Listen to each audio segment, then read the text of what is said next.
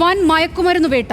ആച്ചടപ്പ നൂഞ്ഞിങ്കാവിന് സമീപത്തെ വീട്ടിൽ നിന്ന് 142 ഗ്രാം MDMAയും 22 ഗ്രാം ഹൈബ്രിഡ് കഞ്ചാവും പിടികൂടി. വീട്ടിൽ വിൽപ്പന നടത്തിവന്ന വിഷ്ണു PP പിടിയിൽ. കൂടുതൽ വിവരങ്ങളുമായി നിഖിൽ അളവൂർ ചേരുന്നു. നിഖിൽ, എങ്ങനെയാണ് ഈ വീട്ടിലെ മയക്കുമരുന്ന് വിൽപ്പന പോലീസിന്റെ കണ്ണിലെത്തിയത്?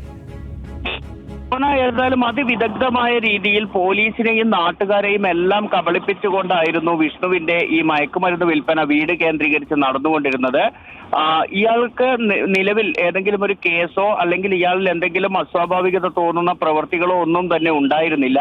എന്നാൽ ഇയാൾ CDMകളിൽ നിരന്തരം പണമിടപാട് നടത്തുന്നു എന്ന കാര്യമാണ് ഇയാളെ നിരീക്ഷിക്കുന്നതിലേക്ക് ഡാൻസ് ഓഫ് ടീം ഉൾപ്പെടെയുള്ളവരെ എത്തിച്ചത്. അങ്ങനെ 3 മാസമായി ഇയാൾ നിരീക്ഷണത്തിലായിരുന്നു. ഈ നിരീക്ഷണത്തിനൊടുവിലാണ് വിഷ്ണുവിനെ കണ്ണൂർ സിറ്റി പോലീസ് കമ്മീഷണറുടെയും ഒപ്പം തന്നെ കണ്ണൂർ ACPയുടെയും ഒക്കെ നിർദ്ദേശപ്രകാരം പിടികൂടിയിരിക്കുന്നത്. ഇയാളുടെ വീട്ടിൽ നിന്ന് ഈ മയക്കുമരുന്ന് പിടികൂടി 142 ഗ്രാം MDMAയും ഒപ്പം തന്നെ ഹൈബ്രിഡ് കഞ്ചാവുമാണ് പിടികൂടിയത്.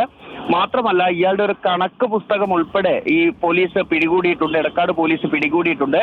അതിൽ ഇയാൾ ഈ മയക്കുമരുന്ന് കച്ചവടവുമായി ബന്ധപ്പെട്ട കാര്യങ്ങളെല്ലാം തന്നെ, കണക്കുകളെല്ലാം തന്നെ എഴുതി വെച്ചിരുന്നു. മാത്രമല്ല 1,12,000 രൂപയും വീട്ടിൽ നിന്ന് കണ്ടെടുത്തിട്ടുണ്ട്. ഇയാൾ ടിപ്പർ ലോറി ഡ്രൈവറായി ജോലി ചെയ്ത് വരികയായിരുന്നു.